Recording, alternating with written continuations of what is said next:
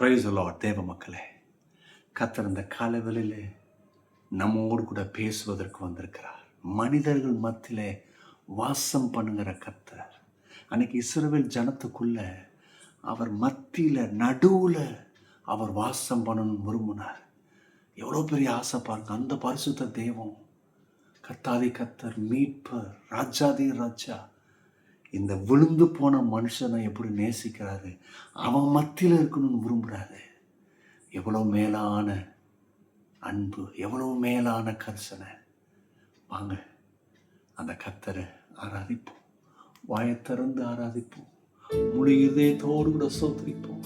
தெய்வமே, நீர் எங்களோடு கூட வாசம் பண்ணுகிற தெய்வமே, நன்றி என்று சொல்லி, ஓ தேங்க்யூ ஜீசஸ்.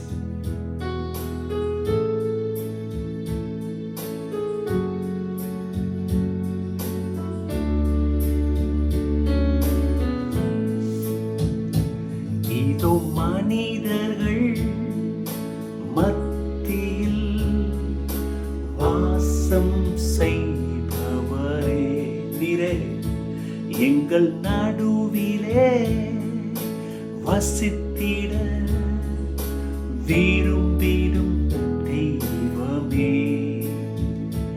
இதோ மனிதர்கள் மத்தியில் வாசம் செய்பவரே,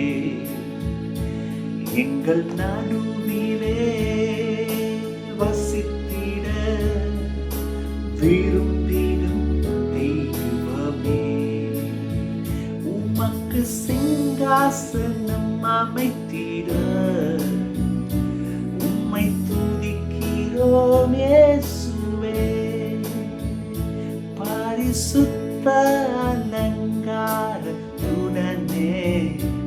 உம்மை தொழுகிறோம் இயேசுவே. உமக்கு சிங்காசனம் அமைத்திட உம்மை துதிக்கிறோம் இயேசுவே. பரிசுத்த அலங்காரத்துடனே உம்மை தொழுகிறோம் இயேசுவே. எங்கள் மத்தியில் உலாவிடும் எங்களோடு என்று வாசம் செய்யும். கரங்களை உயர்த்தி, எங்கள் மத்தியில் உலாவிடும் வாசம் செய்யும்.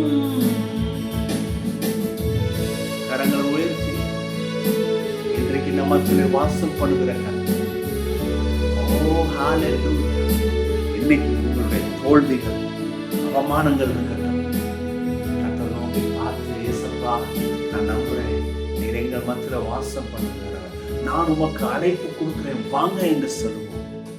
அவர் வந்து சூழ்நிலை மாற்றுவார், நம்ம கூட வாசம் பண்ணுவார். அன்னைக்கு இஸ்ரவேல் ஜனம் அந்த தேவனுடைய பெட்டியை எங்க எடுத்துட்டு போறாங்களோ அங்க வெற்றி. ஏன்னா தேவன் அவங்க கூட இருக்கிறார் என்பதற்கு அடையாளம். எந்த ஒரு மனுஷி கடவுளோடு கூட சம்பாஷிக்கிறாங்களோ, தேவ பிரசனத்துல இருக்கிறாங்களோ, அங்க வெற்றி உண்டு. தேவ பிரசனம் தான் நம்முடைய அடையாளம், தேவ பிரசனம் தான் நம்முடைய முகவரி. இன்றைக்கு உங்க தோல்வியை பார்த்து பேசிட்டு இருக்காதீங்க, உங்க நிந்தைய பார்த்துட்டு இருக்காதீங்க, எந்திரிக்க முடியலன்னு சொல்லிட்டு இருக்காதீங்க. பரவாயில்ல, அந்த இடத்துல இருந்தே சொல்லுங்க, தேவன் என்ன அடைக்கிறார், என்னை அவரின் அடையாளம், நான் அவருக்குள்ளே இருப்பேன்னு சொல்லுங்க. வெற்றி நிச்சயம். எல்லாரும் இருக்கிற இடத்துல தேவ சமூகத்தில் நம்மளை அர்ப்பணித்து, இயேசுவே அர்ப்பணிக்கிறோம், நீர் எங்களுக்கு பலன் உண்டு பண்ணித்தாரும், கிருபை செய்யும். ஆமென், ஆமென், ஆமென். ஹல்லேலூயா. தேவ பிள்ளைகளை, இன்றைக்கும் வேதத்திலிருந்து யாத்திரகாம் புஸ்தகம் 19ஆம் அத்தியாயம் 5ஆம் வசனத்தை வாசிப்போம். என்ன சொல்றாரு, எப்படி வருது? இப்பொழுது நீங்கள் என் வாக்கு உள்ளபடி கேட்டு, நல்லா கவனிங்க, இப்பொழுது நீங்கள் என் வாக்கை உள்ளபடி கேட்டு. அங்க எப்படி இருக்கு? உள்ளபடி கொஞ்சம் கூட டைல்யூட் பண்ணிடாதீங்க. நான் என்ன சொல்றேன்னு அதை கேளுங்க. என் உடன்படிக்கை கை கொள்வீர்களானால் 2 விஷயத்தை வைக்கிறார். விஷயம் அவருடைய வாக்கு உள்ளபடி கேட்டு. இஷ்டத்துக்கா நீங்களாம் புரிஞ்சுக்காதீங்க. இந்த அவன் சொன்னான் இவன் சொன்னான் அதை விடுங்க. கடவுள் என்ன சொன்னார்னு அந்த வாக்கு உள்ளபடி கேட்டு. 2வது உடன்படிக்கை. அவர் என்ன உடன்படிக்கை ஏற்படுத்தி இருக்கிறாரு. அன்னைக்கு பாருங்க, ஆபிரகாம் கூட உடன்படிக்கை பண்ணாரு, ஈசாக்கு கூட உடன்படிக்கை பண்ணாரு, யாக்கோபோடு கூட உடன்படிக்கை பண்ணாரு. அவங்க பாருங்க அந்த உடன்படிக்கையில கரெக்டா டிராவல் பண்றாங்க. யாக்கோப் அப்படிதான் கிளைம் பண்றாரு. ஆகவே ஜெயம் உண்டாகுது. அப்போ உடன்படிக்கையை கை கொள்ளணும். 2 விஷயம். அவ வாக்கு உள்ளபடி கேட்கணும். அப்படின்னா என்ன அர்த்தம்? அதை கேட்டு அதைப்படி செய்யணும். 2வது உடன்படிக்கையை கை கொள்ளணும். எதை செய்யணுமோ அதை செய்யணும். எது செய்யக்கூடாதுன்னு செய்யக்கூடாது. கர்த்தர் உடன்படிக்கையை போட்டுட்டாரு. கிறிஸ்தவ ஜீவியம் ஏனாதானன் வாழ்ற ஜீவியம் இல்லை, அது உடன்படிக்கை ஜீவியம். It's a covenant. கர்த்தர் ஒரு விஷயத்துக்கு எழுப்பி இருக்கிறாருங்க. எப்படியோ வாழ்ந்துட்டு போறதுக்கு எழுப்பல. ஒரு பர்பஸ் அவருக்கென்று, அவருக்கு மகிமையை கொடுக்கணும். அதுதான் என் வாழ்வு. அப்படிதான் நான் வாழணும். அதுதான் குடும்பம். அதுதான் என் தனிப்பட்ட ஜீவியம்.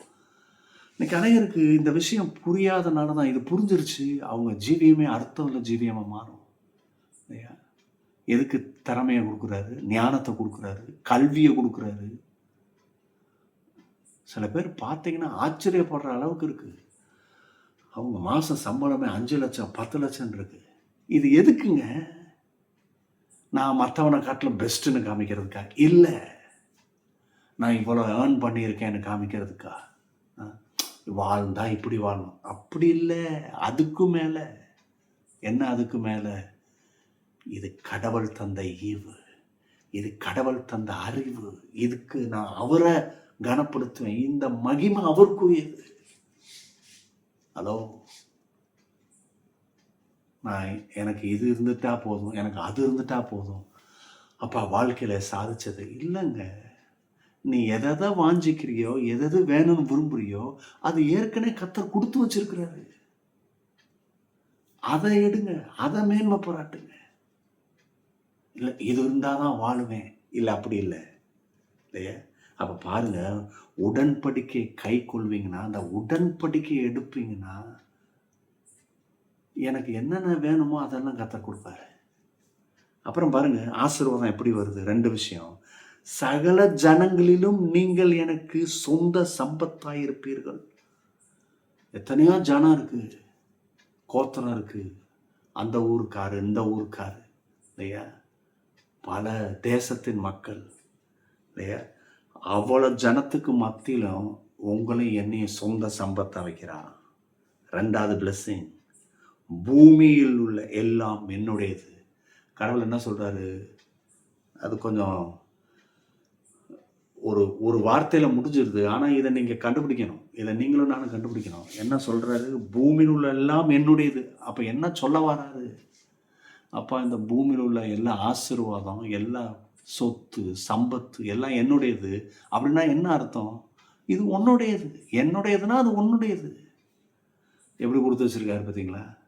நம்ம எதை தேடணும், எதை தேடினா எது கிடைக்கும்ன்றது விஷயம். ஆனால் நம்ம என்ன விட்டுட்டோம்? தேடுறதை விட்டுட்டு எது கிடைக்கும்னு அலைஞ்சிட்டு இருக்கோம். இதனால தான் தோல்வி, இதனால தான் பாதிப்பை அவங்க வாழ்க்கை இழந்து போய் நிற்கிறாங்க. ஆனால் இன்னைக்கு இந்த கால வேளையில் இந்த வசனத்தை எடுத்துக்கொண்டு இதன்படி செய்வோம். ஒரு அர்த்தமுள்ள ஜீவியம் செய்வோம். கர்த்தர் நம்மளையும் எந்த நோக்கத்திற்கு எழுப்பினாரோ அந்த நோக்கத்திற்கு வாழ்ந்து சாட்சியாக ஜீவிக்க கர்த்தர் கிருபை செய்வார். God bless you. Bye bye.